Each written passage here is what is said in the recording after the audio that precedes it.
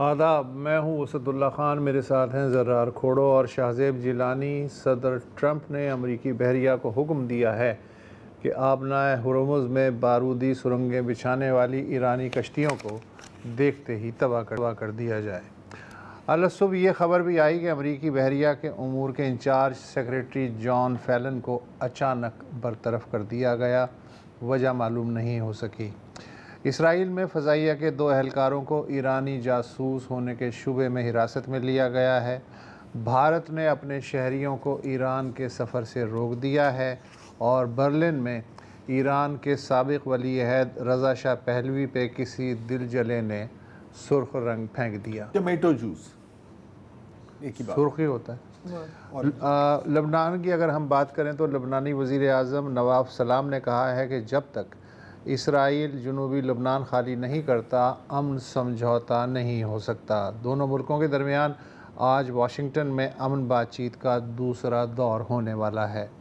لبنان میں متعین اقوام متحدہ کے امن دستوں کی یونیفل کمان نے بھی واضح کیا ہے کہ وہ اسرائیل کی جانب سے جنوبی لبنان میں کھینچی گئی نام نہاد زرد لائن کو تسلیم نہیں کرتے، وہ صرف اقوام متحدہ کی طے کردہ بلو لائن سے ہی واقف ہیں، جو اسرائیل اور لیبنان کا بارڈر ہے۔ جی ہاں۔ اس دوران لبنان کے الاخبار میڈیا گروپ سے منسلک لبنانی صحافی عمر خلیلی کے قتل کی عالمی مذمت جاری ہے۔ عمر اور ان کی ساتھی فوٹوگرافر زینب فراج جنوبی لبنان کے قصبے الطائری میں کوریج کر رہی تھیں کہ اچانک اسرائیل نے ان کی کار کو فضائی حملے کا نشانہ بنایا۔ حملے میں 2 راہگیر جاں بحق ہو گئے۔ عمر نے زخمی حالت میں قریبی گھر میں پناہ لی۔ اسرائیل نے ایک اور فضائی حملہ کر کے اس گھر کو تباہ کر دیا اور عمر شہید ہو گئیں۔ اسرائیل نے امدادی ٹیموں کو روکنے کے لیے بھی حملے کیے۔ پریس فوٹوگرافر زینب فراج کو شدید زخمی حالت میں امدادی کارکن اسپتال تک لے جانے میں کامیاب ہو گئے، تاہم حملے کے 6 گھنٹے بعد ہی عمر کی لاش ملبے سے نکالی جا سکی۔ ان کی تدفین میں صحافیوں اور عام لوگوں کی ایک بڑی تعداد نے شرکت کی۔ عمر کو گزشتہ برس سے اسرائیلی نمبروں سے دھمکیاں مل رہی تھیں کہ وہ زندہ رہنا چاہتی ہیں تو لبنان چھوڑ دیں۔ ان کا شمار لبنان کے معروف نوجوان صحافیوں میں ہوتا تھا۔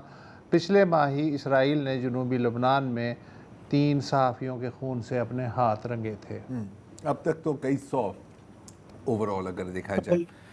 اب جہاں ایک فگر بس میں کوٹ کرنا چاہ رہا ہوں، 262 وہ نمبر ہے صحافیوں کا جو اسرائیل کے ہاتھوں اب تک مارے گئے ہیں 7 اکتوبر 2023 کے بعد سے۔ لبنان میں جی 7 اکتوبر 2023 کے بعد سے نہیں 262 وہ فگر ہے جو اسرائیل کے ہاتھوں مارے گئے ہیں حالیہ، یہ جو جب سے غزہ کا معاملہ شروع ہوا ہے تو اس میں غزہ میں اور لبنان میں یہ ملا کر یہ فگر کہاں سے آ رہا ہے؟ یہ آ رہا ہے کمیٹی ٹو پروٹیکٹ جرنلسٹ، جو دنیا بھر میں ان چیزوں پہ نظر رکھتے ہیں۔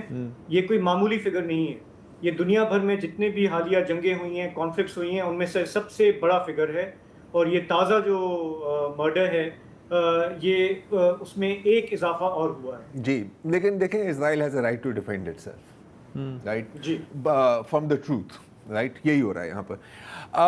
اچھا، اب آتے ہیں ایران اور امریکہ، بلکہ اب ایران پر امریکہ کے بارے میں تھوڑی بات کرتے ہیں۔ ہم سب جانتے ہیں کہ مذاکرات میں کوئی پیش رفت نہیں ہو رہی، دونوں کے سٹانس اس وقت کافی سخت ہیں، اور میری اپنی ذاتی رائے ہے کہ نہ ہم ان قریب، ہمیں زیادہ امید بھی نہیں رکھنی چاہیے کہ ان قریب یہ معاملہ حل ہوگا۔ کیونکہ نمبر 1، ٹرمپ کی ٹویٹیں اور امریکہ کی ایروگنس کو ایک سائڈ پر رکھتے ہوئے ایران، بظاہر ایران کی سوچ یہ ہے کہ اس وقت ان کا ایک اپر ہینڈ ہے۔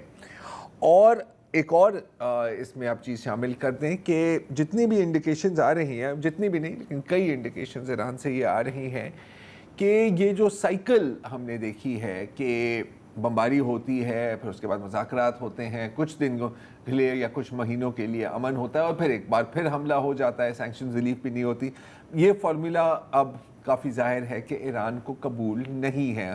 یہ بھی ہمیں ذہن میں رکھنا چاہیے کہ پچھلی جو جنگ ہوئی تھی ایران پر اور اس جنگ کے بیچ میں کتنا وقت گزرا ہے، پورا سال بھی نہیں گزرا، رائٹ۔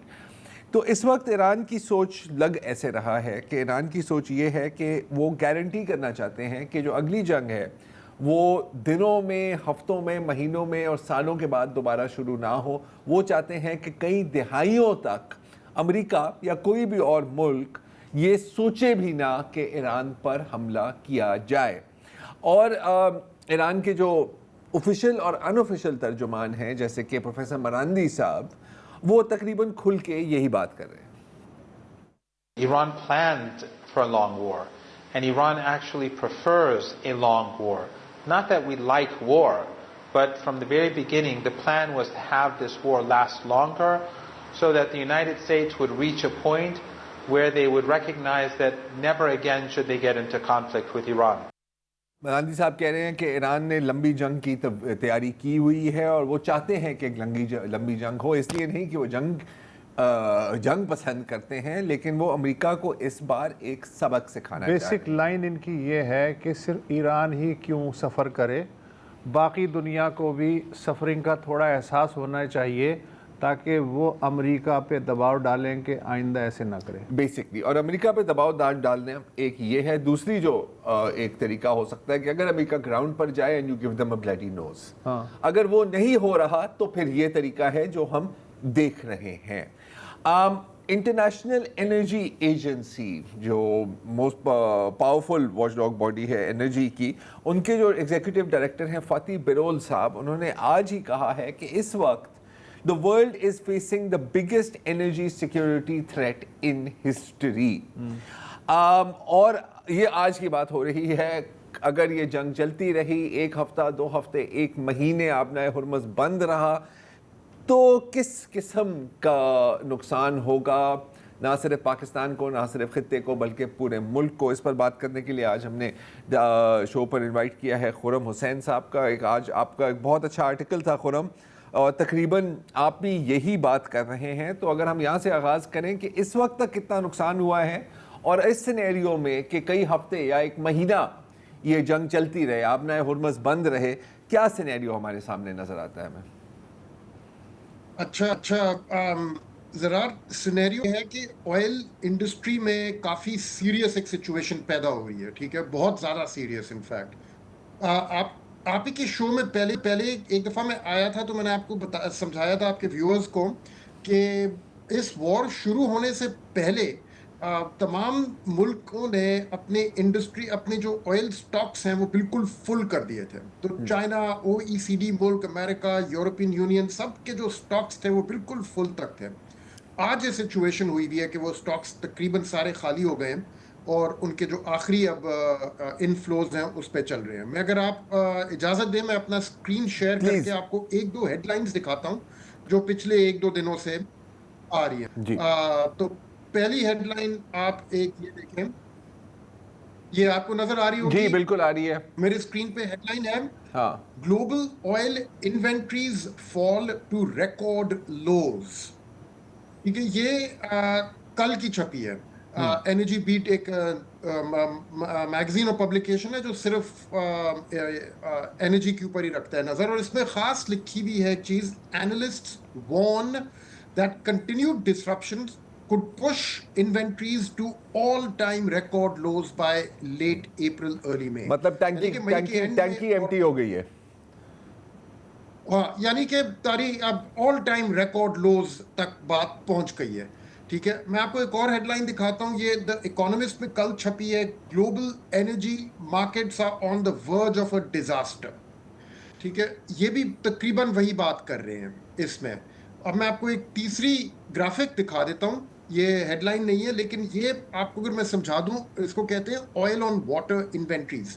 یعنی کہ وہ دنیا میں آئل کے سٹاکس جو ابھی پانی پہ ہیں، جو بحری جہاز پہ ہیں اور اپنے ڈیسٹینیشن ملک کی طرف جا رہے ہیں، یہاں پہ انہوں نے اپنا سٹاک پھر آف لوڈ کریں گے، اس کو آئل آن واٹر کہا جاتا ہے. اور یہ خاص ایک امپورٹنٹ میٹرک ہوتا ہے کیونکہ جب آپ کا تیل ختم ہونا شروع ہوگا تو آپ کا آئل آن واٹر ہی ہے جو آ کے پھر اس کو ریپلینش کرتا ہے اس سٹاک کو. اور یہ گراف اب دکھا رہا ہے آپ کو، یہ ریڈ لائن جس کے اوپر میں اپنا کرسر چلا کے بھی آپ کو دکھا رہا ہوں، یہ شروع ہو رہا ہے نومبر 2024 سے. یہ لائن اوپر نیچے جاتی ہے اور پھر مارچ 2026 پہ پہنچ کے ایک دم سے یہ لائن نیچے گر رہی ہے. اور آج جس سطح پہ یہ پہنچی ہے یہ پچھلے تقریباً 2 سے 3 سالوں میں ہم نے نہیں دیکھی. اب لازم اگر اس کو ہم لوگ اور پیچھے لے جائیں تو اور زیادہ آپ کو آئیڈیا ہونا شروع ہوگا کہ کس حد تک آئل آن واٹر انوینٹریز گر چکی ہے. تو ذرا یہاں پوائنٹ اب یہ ہے کہ آئل سٹاکس تمام ملکوں میں اب ختم ہونے کی طرف جا رہے ہیں. ہم لوگ پھر بھی تھوڑے سے محفوظ ہیں اس ٹرینڈ سے پاکستان میں, کیونکہ ہمارا میرے خیال میں خیال رکھا جا رہا ہے. پاکستان کو پرائیورٹی ایکسیس مل رہی ہے یانبو فجیرہ پورٹس میں. فی الحال سپلائی کی ہماری یہاں پوزیشن آئل میں اتنی خراب نہیں ہے. ایل این جی اور گیس کی سپلائی پوزیشن البتہ جو ہے وہ گمبھیر ہو چکی ہے پاکستان میں, جس سے ہم نے دیکھا تھا پچھلے ہفتے جو لوڈ شیڈنگ ہوئی تھی, جس سے ہمیں ہمارے ڈیمز نہیں اب بچائے ہیں ایک دم سے. لیکن باقی ملکوں میں سپلائی پوزیشن جیسے جیسے کم ہوئے گی تو یہ پرائس شاک جو لگا ہے یہ اب سپلائی شاک بنتا چلا جائے گا, اور اس کے بعد پھر جو سچویشن ہے وہ کافی زیادہ سیریس ہوتی چلی جاتی ہے.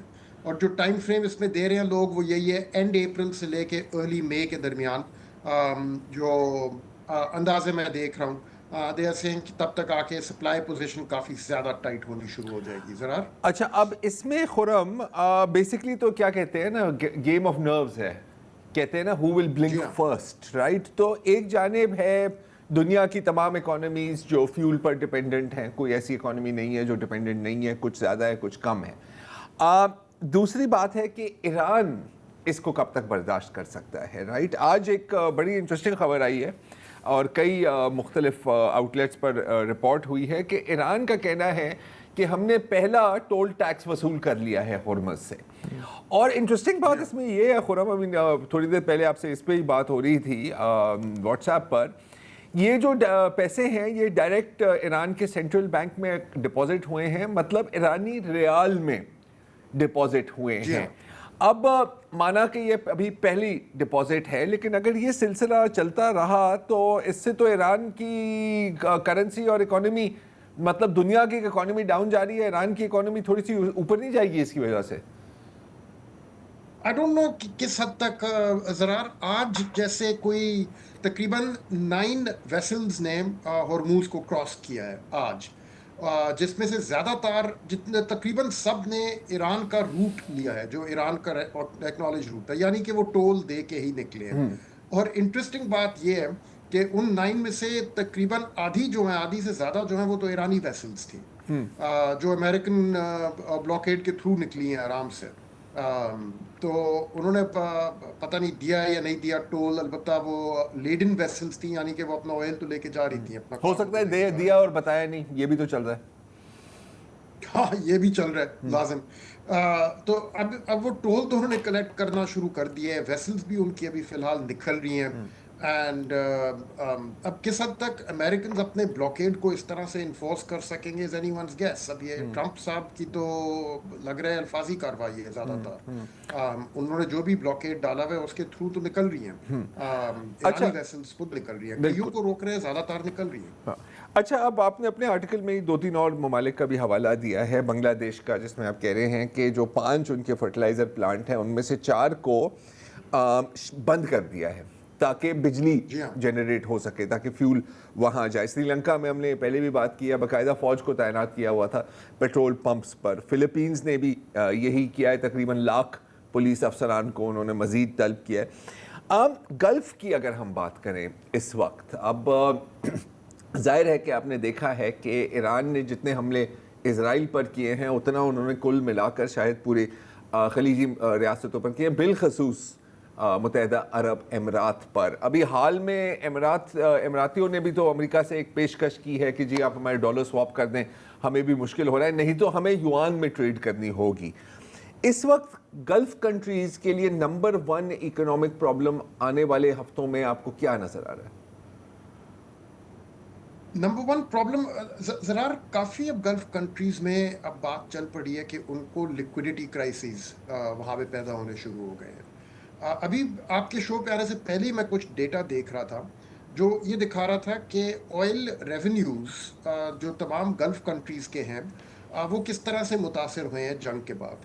اور حیرانی کی بات یہ تھی کہ عمان کے آئل ریونیوز کافی زیادہ چڑھے تھے جب سے جنگ شروع ہوئی ہے کمپیئر ٹو پری وار. سعودی عربیہ کے بھی تھوڑے سے چڑھے ہیں کیونکہ سعودی عربیہ بھی اپنے ایسٹرن پورٹ سے ویسٹرن پورٹ سے جو ریڈ سی میں ہے یانبو میں, وہاں سے ایکسپورٹس ان کی تو چل رہی ہیں, البتہ کم ہے by comparison to the Persian Gulf port, لیکن چل تو رہی ہیں پھر بھی.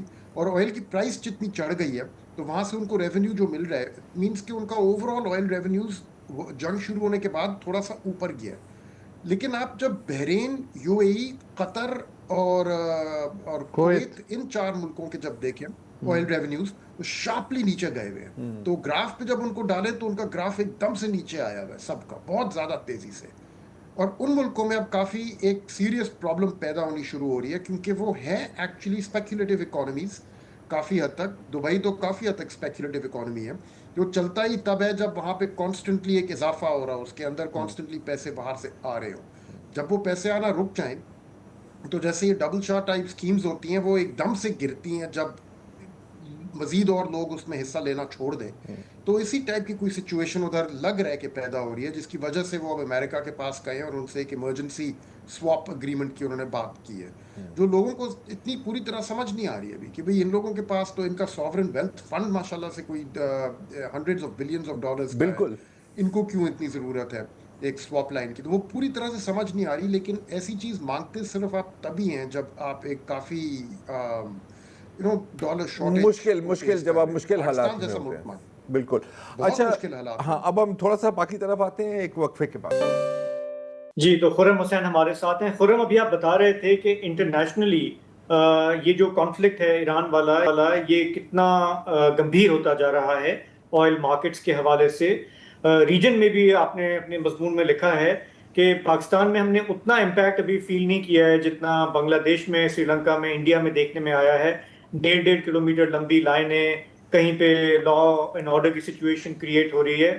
تو ابھی تک ہم نسبتاً بہتر ہیں, گو کہ ہمارے ہاں گیس کی لوڈ شیڈنگ ہو رہی ہے, پیٹرول مہنگا ہو گیا ہے.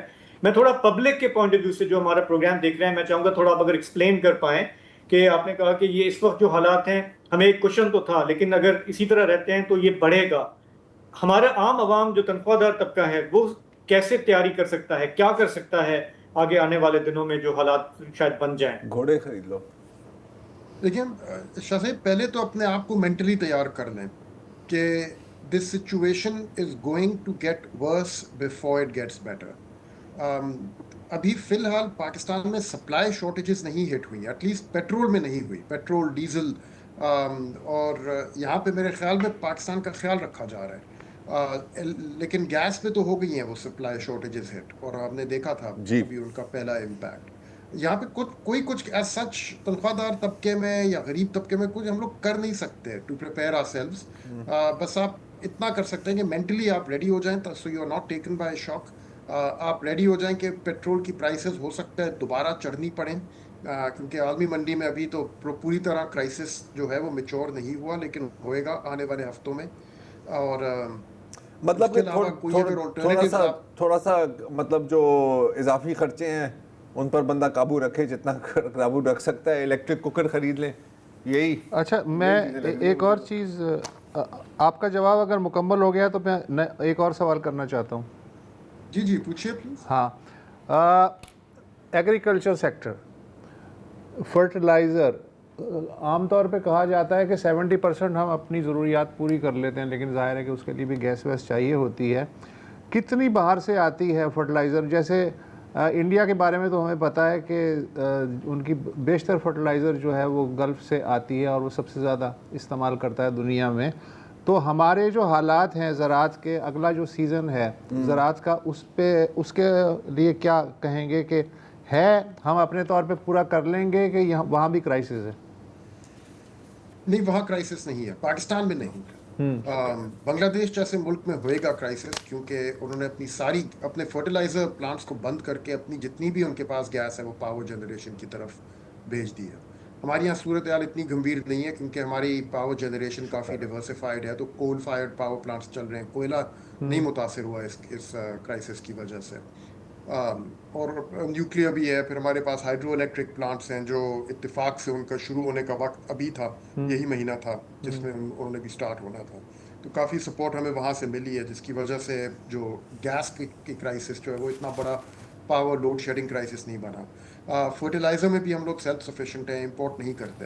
اینڈ ابھی جو سٹاکس موجود ہیں وہ تو پورا ہمارا 2026 کا سال گزار دیں گے. تو کافی اور ملک ہیں پوری دنیا میں, جو بھی ملک اپنا فرٹیلائزر امپورٹ کرتے ہیں ان کے لیے تو کرائسس ہے, کیونکہ یہ جو ابھی انرجی کا کرائسس چل رہا ہے پاکی دنیا میں, وہ ویری کوئکلی فوڈ کرائسس بھی بننے والا ہے. کیونکہ فرٹیلائزر تقریباً almost half of the global supply of fertiliser جو ہے وہ بلاکڈ اپ ہے behind the straits of Hormuz, وہ نکل نہیں رہا وہاں سے. تو اس کی وجہ سے ایگریکلچر بہت متاثر ہوگا. پاکستان اس سے محفوظ رہے گا بیکاز ہمارا تو سارا فرٹیلائزر, ہماری جتنی ریکوائرمنٹ ہے ساری لوکلی پروڈیوس ہوتی ہے. اور ابھی جو سٹاکس موجود ہیں وہ ہمیں کم از کم یہ سال تو نکال لیں گے, اگر ہم لوگ ڈائیورٹ کرنے میں مجبور نہ ہوئے اپنی گیس کو فرٹیلائزر سے نکال کے پاور جنریشن میں. لیکن اب مشکل ہے کیونکہ ہائیڈرو الیکٹرک پلانٹس بھی شروع ہو گئے ہیں پاکستان کے, اور وہ اب پوری گرمیوں کے آنے والے مہینوں میں فل کیپیسٹی پہ بھی چلیں گے. تھرو مئی جون جولائی چالو ہو جاتی ہے ہماری ہائیڈرو الیکٹرک کیپیبلٹی. تو I think we are better positioned. اور جو سپلائی شارٹیجز اب ایشین اکانومیز کو ہٹ کر رہی ہیں, اس لیول کی ہٹ ابھی ہمیں نہیں آئی. ٹھیک ہے, thank you very much. And مطلب یہ بات سن کے خوشی نہیں ہوئی لیکن تھوڑی سی تسلی ہوئی ہے, تھوڑی سی تسلی. ہاں, لیکن اگین ٹائم لائن لمبی ہے, اور آخر کار دنیا کا جو بھی حال ہو, لیکن امریکہ کو صرف دو چیزیں ہٹ کرتی ہیں یار, یا تو کیجویلٹیز وہ بھی ہزاروں میں, یا تو پھر تیل کی قیمت. ہاں, دوسرے یہ کہ ایک چیز, ہر بری چیز میں سے ایک پازیٹیو چیز بھی نکلتی ہے. جیسے کووڈ کے بعد ورک فرام ہوم, یا اس کا پورا کلچر ہی بدل گیا نا کام کرنے کا. اسی طرح مجھے یہ لگتا ہے کہ یہ جو فائنانشل کووڈ آیا ہے اور انرجی سپلائی کووڈ, اس میں اب جب ایک دفعہ دنیا کی گردن اس سے چھوٹ جائے گی تو میرا خیال ہے کہ تیل پہ ڈپینڈنس جو ہے وہ بڑی تیزی سے کم ہوگی. باقی جو شعبے ہیں انرجی کے لیے ان میں بہت تیزی سے کام ہوگا کہ آئندہ اگر ایسا ہو بھی تو گردن اتنی بری طریقے سے نہ پھنسے. تو یہ مجھے ایک سلور لائننگ بھی نظر آ رہا ہے. ایک وقفہ لے لیں. جی, تو اس ہفتے ہم کیا پوری دنیا انتظار ہی کرتی رہ گئی کہ ایرانیئنز آئیں گے اسلام آباد, امریکہ سے جے ڈی وینس آئیں گے, لیکن ایسا نہیں ہوا. پچھلی بار جب جے ڈی وینس پاکستان آئے تھے تو آپ کو یاد ہوگا کہ ہمارے سوشل میڈیا پہ بہت زبردست میمز چلی تھیں. اس میں تو ہم دنیا میں مانے جاتے ہیں اور ہمارا سینس آف ہیومر جو ہے وہ پوری دنیا میں اپریشیٹ کیا جاتا ہے. اس دورے کی میں جو میمز سامنے آئی تھیں اس میں ایک تھی اسلام آباد میں, وہ فیصل مسجد کے سامنے موٹر سائیکل فراٹے سے وہ چلاتے ہوئے جا رہے ہیں. ایک اور میم تھی جس میں وہ ہمارے ہاں مٹھائی اور جلیبیاں کہیں پہ کھڑے ہو کے کھا رہے ہیں. خانپور کا علاقہ ہے, وہاں سے کسی نے لگایا کہ جی کہ یہاں کے جو مشہور پیڑے ہیں جے ڈی صاحب یہاں بھی پہنچے ہوئے ہیں, انہیں چکھ رہے ہیں. کوئٹہ سے ایک بندے نے کہا کہ جی یہاں کا جو انڈا پراٹھا ہے چائے کے ساتھ, جے ڈی صاحب اگر آ جائیں تو ہم ان کو وہ بھی کھلا سکتے ہیں. اور واپسی پہ پھر یہ ہوا کہ جب وہ کسی نے میم لگائی کہ جب وہ جہاز سے جا رہے تھے دورہ مکمل کر کے, تو کھڑکی سے جب انہوں نے نیچے دیکھا تو ایک تباہ حال شہر نظر آیا. انہوں نے کہا کہ یار یہ جو ہم نے بمباری کی ہے ہم نے تو ایران کو تہس نہس کر دیا ہے واقعی. تو ان کے نائب نے کہا کہ سر یہ ایران نہیں ہے, یہ پاکستان کا شہر کراچی ہے. اور اوپر سے جو نظارہ ان کو نظر آیا, جو لوگ کراچی میں روز آتے جاتے ہیں یونیورسٹی روڈ سے, اگر جے ڈی وین صاحب نیچے ہوتے تو ایک تصویر کسی صارف نے پوسٹ کی, انہوں نے کہا کہ پھر ان کا یہ حشر نشر ہوتا. یہ ہمارے لوگوں کا جو غم و غصہ ہے, جو طنز و مزاح کے انداز میں باہر آتا ہے, یہ اس کی ایک عکاسی تھی.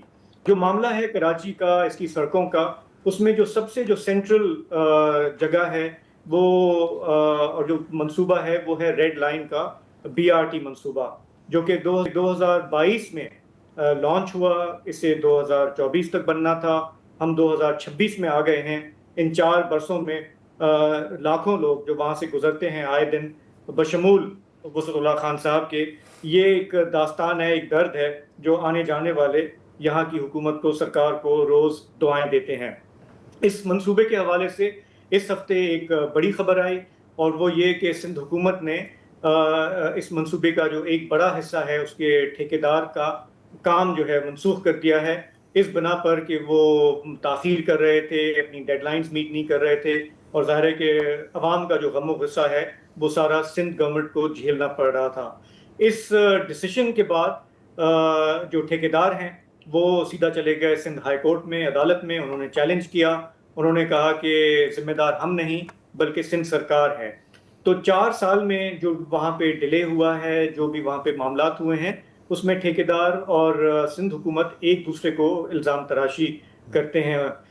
یہ جو منصوبہ ہے اس کا ایسا نہیں کہ فنڈز نہیں تھے, پیسے کم پڑ گئے. پیسے سندھ گورنمنٹ کا کہنا ہے کہ ہمارے پاس تھے, اور ایشین ڈیولپمنٹ بینک جو ہے وہ اس نے ایک لون دیا ہوا ہے جس کے تحت ہم یہ منصوبہ بنانا چاہ رہے ہیں. اور ایشین ڈیولپمنٹ بینک بھی اپیرنٹلی کافی ناراض تھا, خائف تھا حالیہ برسوں میں کہ اس پہ کام آگے کیوں نہیں بڑھ رہا. جی, تو سندھ گورنمنٹ کا کہنا ہے کہ اگلے 48 گھنٹے میں ہم کام شروع کریں گے تاکہ وہاں پہ جو لوگوں کو مشکل ہے وہ اس میں کمی آئے. جو بھی لوگ اس کو سن رہے ہیں اور جو بھگتتے آئے ہیں, میرا خیال ہے بہت کم لوگوں کو اس بات پہ اعتبار آئے گا اگر آپ پچھلے 4 سال کی کارکردگی دیکھیں. اب جو ٹھیکیدار ہیں اس پروجیکٹ کے جو عدالت میں چلے گئے ہیں, وہ اس میں دو پارٹی ہیں جو مل کے یہ کام کر رہے تھے. ایک پاکستانی ہے اور دوسرا ایک چائنیز کمپنی ہے. لیکن ہمیں جو مسئلہ ہے وہ صرف سندھ گورنمنٹ کے اس پروجیکٹ میں کیوں آتا ہے, اور ان کا اشارہ شاید اس طرف ہے کہ سندھ گورنمنٹ جو ہے اس کی جو گورننس ہے یا جو طریقہ ہے اس میں بہت سارے سوالات ہیں. تو ٹرانس کراچی کمپنی ہے جو اس کو دیکھتی ہے, ہم نے ان سے رابطہ کرنے کی کوشش کی, وہاں سے کوئی اویلیبل نہیں تھا. میڈیا میں وہ کم آتے ہیں, وہ کم بات کرتے ہیں. لیکن میری وہاں پہ ایک سورس سے بات ہوئی اور انہوں نے کہا کہ دیکھیں اب جو ہے ہم ایشین بینک ہو, سندھ گورنمنٹ ہو, ہم سب ڈٹرمنڈ ہیں کہ جو ہو گیا سو ہو گیا. اب ہمیں اس کو تیزی سے اس پہ کام کرنا ہے, اس کو ڈیولپ کرنا ہے, لوگوں کی مشکلات کم کرنی ہے. میں نے پوچھا کہ کچھ بتائیں گے کہ یہ جو ڈیولپمنٹ ہوئی ہے اس سے کراچی والے کچھ آسرا کریں یا نہیں کریں. انہوں نے کہا کہ 1 سال میں ہمیں توقع ہے کہ ہم اس کو پورا کریں گے. پھر وہ خود ہی ہنس بھی دیے. انہوں نے کہا اچھا میں کہہ تو رہا ہوں لیکن مجھے don't hold me to account, کوشش ہماری ہے کہ ہم اس کو جو ہے اس طرح سے کر لیں گے. تو یہ جو تشویش ہوئی ہے, جو پریشانی ہوئی ہے لوگوں سے, میں یہ دیکھ رہا تھا کہ اس روٹ پہ کراچی یونیورسٹی ہے, NED یونیورسٹی ہے, اور بھی یونیورسٹیز ہیں, اور آج سے 4 برس پہلے اگر کوئی اسٹوڈنٹ وہاں گیا تھا یہ سوچ کے کہ 2 سال میں میں شاید اپنی اس پہ BRT پہ میں آؤں گا, وہ پاس آؤٹ کر گیا, وہاں سے نکل گیا, اور وہ کھڈے, وہاں پہ دھواں اور وہ سب ویسا قائم و دائم ہے. اور اس حوالے سے ہمارے بہت سارے لوگ وقتاً فوقتاً بات کرتے ہیں. ہم نے جو دیکھا ہے کہ یہ کیوں اس طرح سے ہوا, اس کی وجوہات بہت ساری ہیں کہ وہاں پہ یوٹیلیٹی لائنز جو ہیں ان کو صحیح طرح سے ایک ٹھکانے کرنا تھا, سندھ گورنمنٹ نے اس نے نہیں کیا. کبھی پائپ لائن پانی کی پھٹ گئی تو کبھی گیس کی پائپ لائن جو ہے اس کا مسئلہ آ گیا. لیکن جو سندھ گورنمنٹ کا جو رسپانسبلٹی تھی, تنقید یہ ہوتی ہے کہ وہ اس نے پوری نہیں کی, اور ٹھیکیدار نے کہا کہ کم از کم 2-2.5 سال تو ان کو ہمیں ڈیزائن دینے میں لگے, تو ہم کام کیسے شروع کرتے. تو یہ ایک ڈیپ وہ ہو جائے گا کہ اس میں اصل قصوروار کون ہے. لیکن اکثر لوگ یہ مانتے ہیں کہ گھوم پھر کے the buck stops with the government. Government نے کس کو ٹھیکہ دیا, کیوں دیا, اس میں کیا معاملات تھے, کوئی لین دین کے مسائل, وہ گورنمنٹ کو رسپانسبلٹی لینی ہوگی. ابھی تک ہم نے نہیں دیکھا کہ پچھلے 4 برس میں جتنے بھی وزیر ٹرانسپورٹ آئے یا جو بھی آئے, کسی کو ذمہ دار ٹھہرایا گیا ہو, کسی نے استعفیٰ دیا ہو, کسی نے مانا ہو کہ ہم سے یہ غلطی ہوئی ہے. اور اس کی جو کاسٹ اوور رنز ہیں وہ اب اتنے ہو گئے ہیں, انفلیشن ہو گیا, سریا مہنگا ہو گیا, فلانا ہو گیا, کہ اب جو آخری جو میں نے دیکھے اعداد و شمار وہ یہ کہ 103 ارب روپے کا جا کے یہ پہنچا ہے منصوبہ.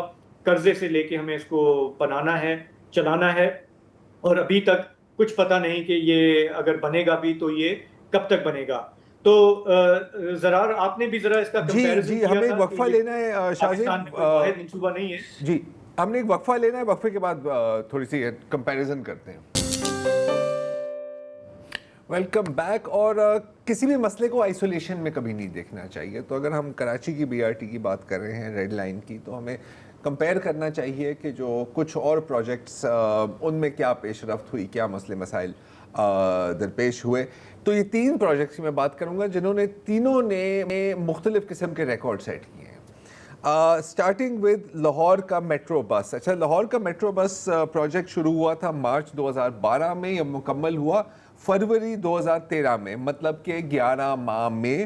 اور سب سے شاید حیران کن بات یہ ہے کہ 30 بلین روپے کا بجٹ تھا اور 30 بلین روپے ہی خرچے گئے. یہ میں نے کم ہی بندہ سنتا ہے ایسی چیزیں. اچھا, پھر ہے ایک اور ریکارڈ جو پشاور کی مشہور زمانہ BRT نے قائم کیا تھا, وچ از کے سب سے زیادہ جو اوور بجٹ جانے کا ریکارڈ.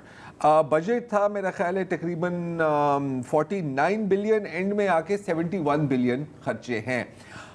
ہو سکتا ہے کہ کراچی کا جو پروجیکٹ ہے وہ اس کے ریکارڈ کو توڑ دے, کیونکہ ابھی وہ مکمل نہیں ہوا. پشاور کا BRT تو چلے مکمل ہو گیا ہے.